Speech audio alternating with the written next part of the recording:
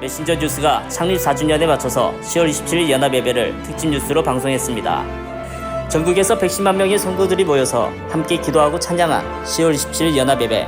이로써 차별금지법이라는 위장 전술로 동성애와 동성결혼을 옹호하는 어둠의 세력과 거룩한 복음 세력 간의 전쟁이 시작되었습니다. 여기서 밀리면 한국 기독교는 미국, 영국, 독일 기독교처럼 역사의 뒷반 신세로 전락할 것입니다. 승리하여 한국 개신교는 대한민국을 어둠에서 구한 구국의 신앙으로 사랑과 신뢰를 받을 것입니다. 메신저 뉴스 첫 순서는 울산의교회 김병무 목사님, 서울동안교회 김영주 목사님, 대전제일교회 김철미 목사님입니다. 인권이라는 이름으로 국민 대다수의 인권이 굉장히 많이 역차별을 당하고 있습니다. 그리고 또 한 가지 생각해야 될 것은 지금 전 세계가 이 동성애를 지지하는 쪽으로 가지 않습니다. 전 세계 동성결혼을 합법화된 나라가 몇 개입니까? 최근까지 업데이트해서 38개국 갑니다. 그리고 동성애가 지금 불법인 나라가 158개국입니다.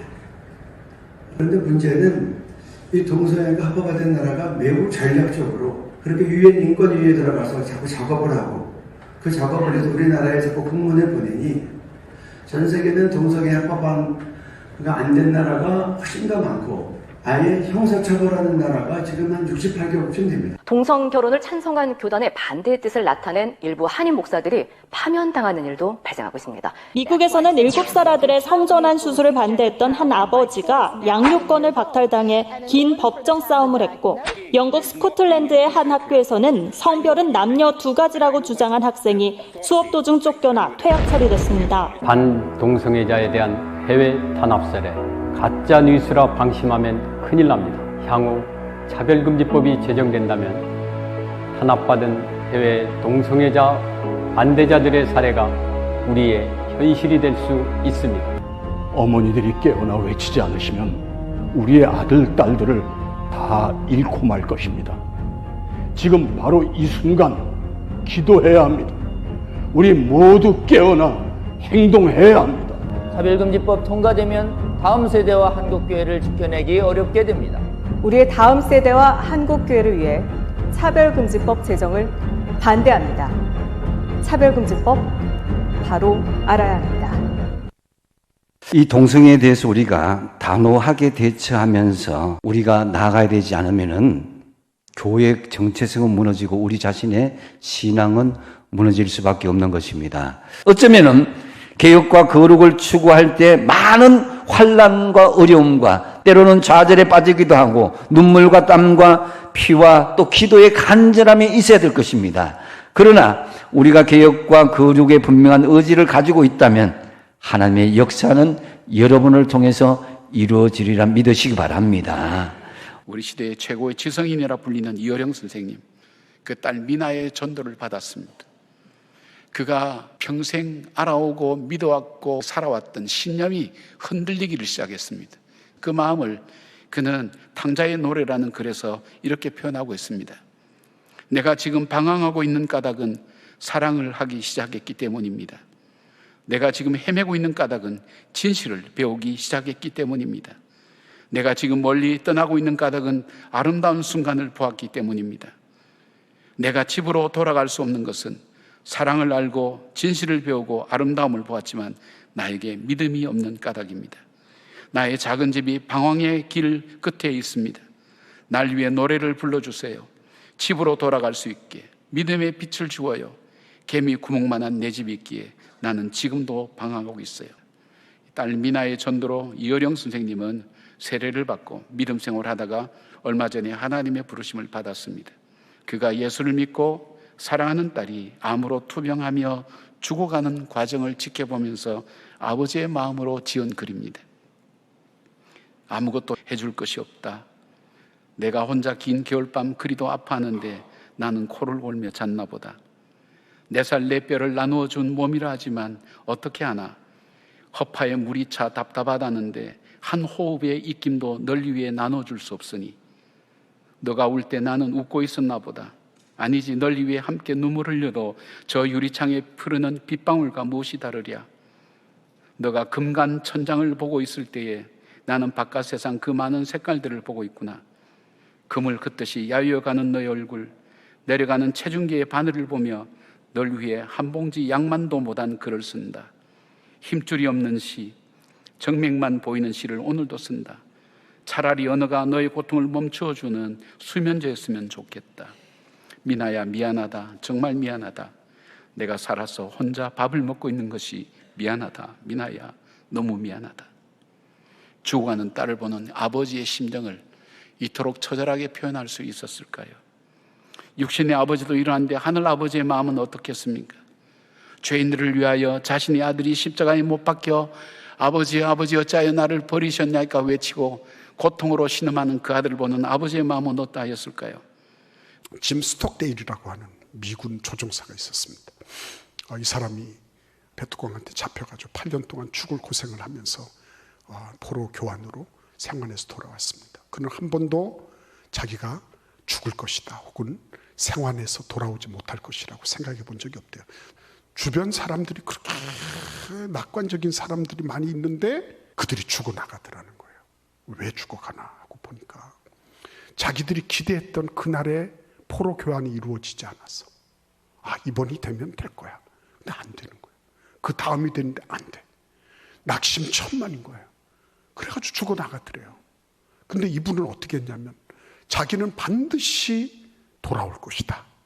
이렇게 확신을 가졌답니다. 그러나 이번에는 아닐 수도 있다.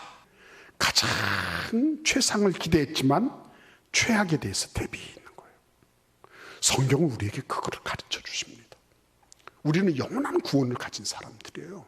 하나님의 자녀들입니다. 그럼에도 불구하고요, 하나님께서 우리에게 뭘 준비하게 하십니까?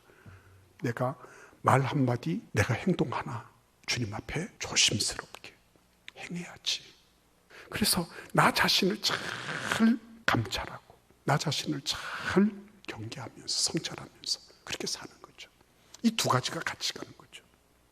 그러니까 여러분, 오늘도 우리가 연합 예배하면서 하나님께서 꼭 우리 기도를 들어주실 거 기대합니다.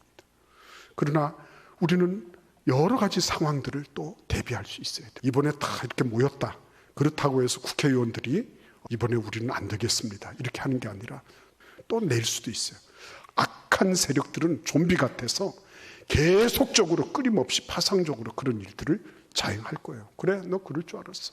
그래서 우리는 더 많이 대비하고 더 많이 기도할 거야. 이런 자세가 필요한 거죠. 낙관과 비관 사이에 우리가 살지만 하나님 당신 자신이 우리를 영원히 보장하고 계신 거예요. 그럼에도 불구하고 우리의 삶이 죄악으로 누적되는 이런 것들을 결코 좌시하지 않으신 거예요. 그래서 우리는 우리 자신들을 성찰하고 교회를 성찰하고 우리가 앞으로 물려줄 다음 세대들에 대해서 준비를 해야 되는 거예요. 그 일을 우리는 지금 실행하고 있는 것입니다. 10월 27일 연합예배는 이 땅의 기독교인 한 명 한 명이 일당 100의 용사로 거듭나는 선서를 하는 날이었습니다. 미국, 영국, 독일까지 무릎을 꿇게 한 기독교 역사가 직면한 최대 최악의 어둠의 세력과의 전쟁을 한국 기독교가 최후 보루가 되어서 무찔러야 합니다. 메신저 뉴스 두 번째는 부산해안교회 조성일 목사님, 경주남부교회 김상정 목사님, 광주야린교회 김현주 목사님을 연결합니다. 믿음으로 믿음에 이르게 한다라고 하는 의미는 계속 믿음이 자라야 한다는 거예요. 비유해보자면 하나님은 우리를 동네 체육대회에 보내시려고 부르신 게 아니고 올림픽에 보내시려고 우리를 부르신 것입니다. 우리가 동네 체육대회 정도 나갈 것 같으면 지금 이 정도 믿음이면 됩니다. 그런데 하나님은 올림픽에 보내려고 우리를 부르셨어요. 그래서 우리의 믿음의 근력은 계속 키워져야 되는 거예요. 우리의 삶의 힘든 모든 상황들은 하나님이 우리의 믿음을 자라게 하시기 위해서 훈련시키시는 겁니다. 하나님께서 예레미야 선지자한테 사명을 주시잖아요. 예레미야가 하나님의 사명을 가지고서 살다 보니까 너무 힘들어요. 너무 힘들어하니까 하나님이 예레미야한테 뭐라고 하십니까? 너 편안한 상태에서만 평안하면 요단강이 출렁거리는 그런 상황에서는 너 어떻게 살래? 그러니까 하나님은 예레미야를 더 큰 무대에 세우시기를 원하신다는 거죠. 하나님은 저와 여러분을 더 큰 믿음의 무대에 세우기를 원하세요. 우리의 믿음이 계속 자라기 위해서 에너지원이 될 수 있는 것이 무엇인가 하면 구원에 대한 감격과 감사예요. 나 같은 죄인 살리신 주님의 은혜에 놀랍다. 이게 우리의 날마다 매일의 고백이 돼야 되는 거죠. 마틴 루터가 천국에 가면 놀랄 일 3가지가 있다. 그 첫 번째는 이 사람은 분명히 천국 못 갈 거야. 그런데 가보니까 그 사람 천국에 있어요. 그게 놀랄 첫 번째 일이고, 두 번째는 이 사람 분명히 천국에 있을 거라고 생각했는데 가보니까 없어요. 그게 놀랄 두 번째 일이라고 그랬고, 세 번째 놀랄 일은 내가 천국에 있는 거. 천국에 가서 우리가 놀랄 일 중에 놀랄 일은 무엇인가 하면 나 자신이 천국에 있는 거예요. 내가 천국에 와 있구나. 어떻게 나 같은 사람이 천국에 왔는가. 그렇게 경이롭게 놀란다는 거예요. 하나님께서 선물로 주신 믿음으로 우리가 구원받았다는 걸 날마다 경이롭게 여기면서 처음부터 끝까지 믿음으로, 날마다 자라는 믿음으로, 오직 믿음으로 승리하시기를 축복합니다. 하나님의 개입 없이 내 마음대로 살아가는 것, 내가 하나님의 뜻대로 살지 않고 마음대로 사는데 아무런 문제가 일어나지 않고 있습니까? 그렇다면 이미 심판을 받은 겁니다. 여호와의 말씀이니라. 이스라엘 족속아, 이 토기장이가 하는 것 같이 내가 능히 너희에게 행하지 못하겠느냐. 이스라엘 족속아, 진흙이 토기장이의 손에 있음 같이 너희가 내 손에 있느니라. 많은 사람들이 오해하고 있는 한 가지 사실이 있습니다. 하나님이 주권적으로 구원받을 자를 선택해 놓으시기 때문에 그 구원받은 사람은 절대로 그 구원이 상실되지 않는다라고 하는 것입니다. 이스라엘 백성들이 지금 그와 똑같이 생각하고 있습니다. 하나님이 주권을 가지고 우리를 택하셨기 때문에 우리는 절대로 버려질 일이 없을 것이다, 그렇게 생각을 했습니다. 그런데 6절에서 하시는 말씀은 그것이 아닙니다. 하나님의 주권을 오해하지 말라는 겁니다. 그럼 여기서 말하는 하나님의 주권이라고 하는 것은 내 인생이 하나님의 손에 붙잡혀 있다, 이것 인정하는 것이 우리 하나님의 주권을 인정하는 것이라는 겁니다. 하나님께서 부연 설명을 하십니다. 하나님께서 이렇게 말씀하는 거예요. 착각하지 마라. 만일 그들이 나보기에 악한 것을 행하여 내 목소리를 청종하지 아니하면 내가 그에게 유익하게 하리라고 한 복에 대하여 뜻을 돌이키리라. 뜻을 돌이키신다, 우리 하나님의 주권입니다. 토기장이가 자기가 만든 토기를 버릴 수도 있듯이 너도 버릴 수 있어 라고 돌직구를 날리고 있습니다. 자, 그러면 10 어떻게 하라고 합니까? 너희는 각기 악한 길에서 돌이키며 너희의 길과 행위를 아름답게 하라 하셨다 하라. 악한 길에서 돌이키고 너희 길과 행위를 아름답게 하라 말씀하셨어요. 사랑하는 여러분, 이제 분명한 사실 하나는 내가 주권자이신 하나님의 은혜로 택함 받았다면 우리의 행위와 우리의 삶을 아름답게 만들어 가야 된다고 하는 사실입니다. 돌이킨다라고 하는 말씀이 나오지요. 이 말씀은 히브리어로 슈브라고 하는 단어를 사용하고 있는데 이것은 회개라고 하는 뜻을 가지고 있습니다. 한자로 회개를 이렇게 씁니다. 회자는 뉘출해, 개자는 고칠개입니다. 눈물을 흘렸으면 고쳐야 되는 것입니다. 내 마음을 고치고 내 언행을 고치고 내 말을 고치고 내 행동을 고쳐야 하는 것, 이것이 이루어질 때에 우리는 회개다, 그렇게 쓸 수 있는 겁니다. 감동이라고 하는 단어도 마찬가지입니다. 한자를 보면 느낄감 바꿔주세요. 감동은 느낄 감에 움직일 동입니다. 똑같습니다. 감은 느끼는 것입니다. 동은 움직이는 것입니다. 여러분 예배 드린 후에 감동받았다. 야, 오늘 설교 감동적이었습니다. 이 동은 움직일 동 아닙니까? 이 움직이는 것은 언제 움직이는 겁니까? 여러분의 삶 속에서 이제 내가 움직여야 되는 것입니다. 그럴 때 우리는 감동이다, 그렇게 말하는 것입니다. 그렇습니다. 우리는 회하는데 개는 없습니다. 감하는데 동은 따라오지 않습니다. 그런데 하나님께서 우리에게 요구하시는 것은 회개를 요구하시는 것입니다. 느꼈으면 고쳐라고 말씀하고 있는 것입니다. 감동을 요구하고 계십니다. 우리가 느꼈으면 움직일 것을 요구하는 것입니다. 우리 예수 믿는 사람은 누구보다도 기도라고 하는 말을 많이 듣고 기도를 해야 된다는 소리를 많이 듣고 삽니다. 근데 문제가 있어요. 기도를 어떻게 해야 될지를 잘 모릅니다. 근데 여러분, 작가 한강이 노벨 문학상을 받았어요. 그리고 노벨 문학상을 받은 소감을 말을 해요. 연예인들이 연예대상을 받을 때나 아니면 국회의원들이 국회의원에 당선되었을 때 그런 거하고 작가 한강이 노벨 문학상을 받았을 때의 자기 소감을 말하는 거하고 완전히 차원이 달라요. 언어들이 다르고요. 그 문장 내용이 달라요. 그래서 사람들이 감탄을 합니다. 다른 이유는 뭘까요? 한강은 어렸을 때부터 수많은 문학 서적을 읽었을 겁니다. 우리보다 훨씬 더 많은 문장에 대해서 머릿속에 입력이 되어 있어요. 그러면 단어에 대해서 많이 알게 되고 문장에 대해서 많이 알게 되고 그런 소감을 할 수 있게 되는 거예요. 기도도 마찬가지입니다. 기도는요, 여러분 배워야 돼요. 근데 기도를 배울 때 어떻게 배워야 되냐면 어깨 너머로 배우면 안 돼요. 성경에 엄청나게 많은 기도문이 써 있습니다. 그 기도문을 보고 여러분이 배워야 기도를 제대로 할 수 있어요. 그냥 어디 기도원 같은 데 가가지고 어른들이 막 소리 꽥꽥 지르고 기도하는 것을 보고 배우잖아요. 그 기도밖에 할 수 없어요. 우리는 텍스트를 가지고 있어요. 이렇게 두꺼운 성경책을 가지고 있습니다. 그 성경책 안에 우리가 말하는 믿음의 선배들이 해놓은 기도가 써 있는데 그걸 안 읽어. 그리고 그대로 안 해봐. 그러면 여러분 그렇게 기도하는 거예요. 맨날 주시옵소서, 도와주시옵소서, 합격시켜 주시옵소서, 결혼시켜 주시옵소서, 이거밖에 못하는 거예요. 성경에 아주 멋진 기도문들이 있어요. 가장 먼저 나오는 기도가 아브라함의 중보 기도예요. 창세기 18장 23절에서 32절. 중보 기도는 내가 남을 위해서 하는 기도예요. 이렇게 나오잖아요. 아브라함이 가까이 나아가 이르되 주께서 의인을 악인과 함께 멸하려 하시나이까 그 성 중에 의인 50명이 있을지라도 주께서 그곳을 멸하시고 그 50의인을 위하여 용서하지 아니하시리이까. 주께서 이같이 하사 의인을 악인과 함께 죽이심은 부당하오며 의인과 악인을 같이 하심도 부당하나이다.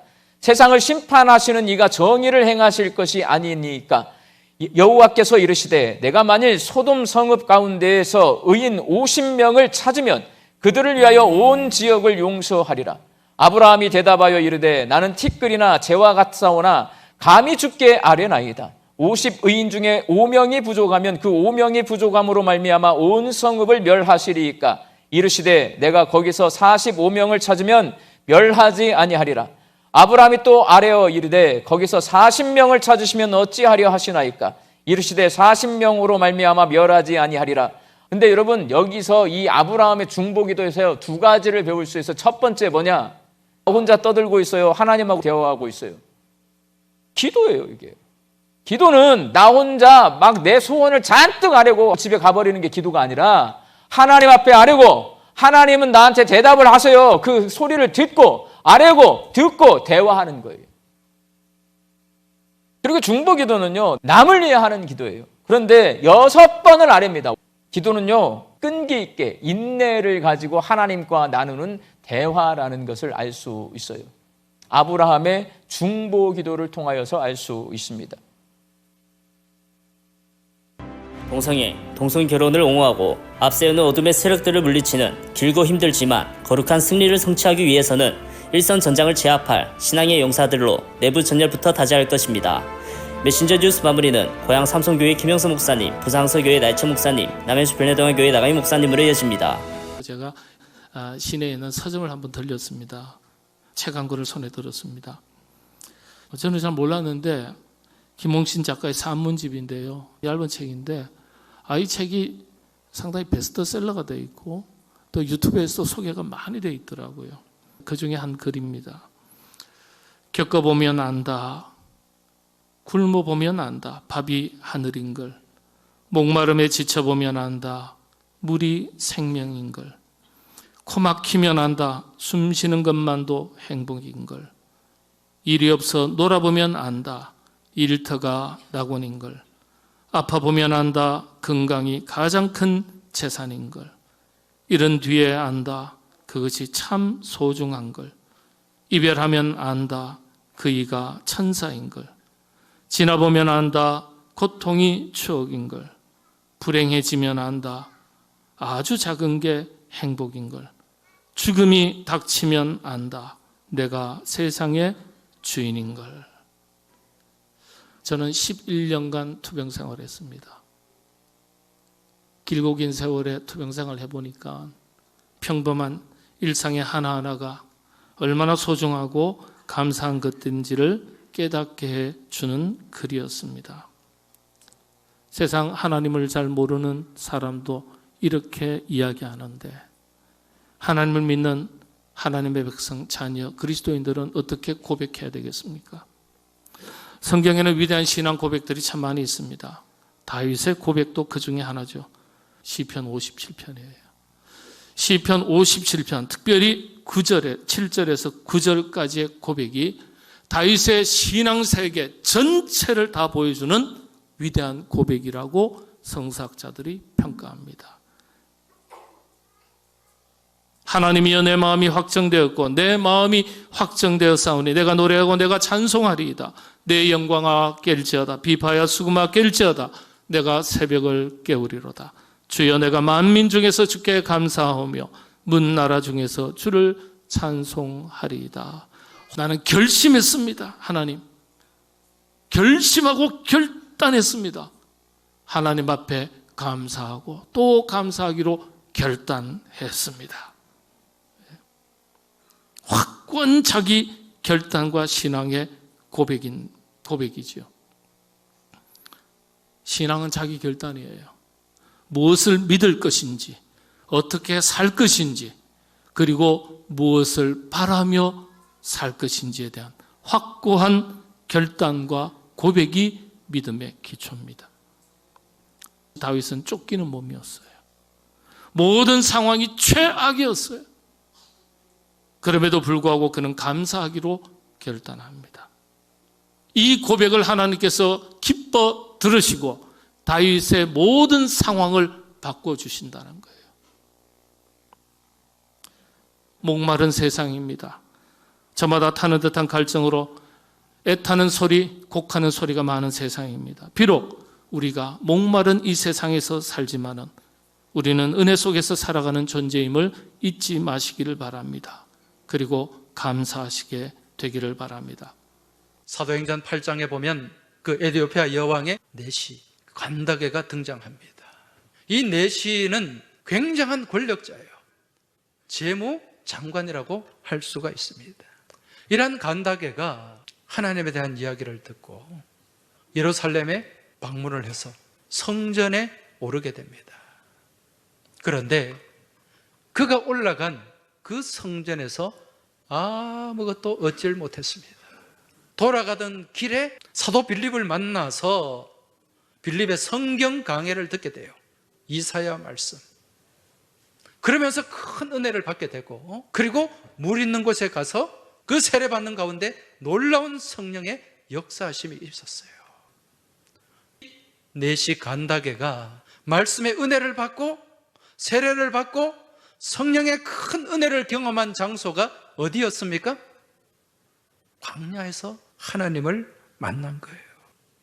오직 하나님만 의지하고 하늘에만 소망을 두는 곳, 그곳이 광야라는 것입니다. 오늘날 우리 한국 교회와 성도들이 시급하게 회복해야 될 것이 있습니다.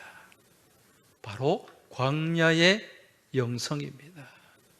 초대교회는요, 광야의 영성이 있었어요.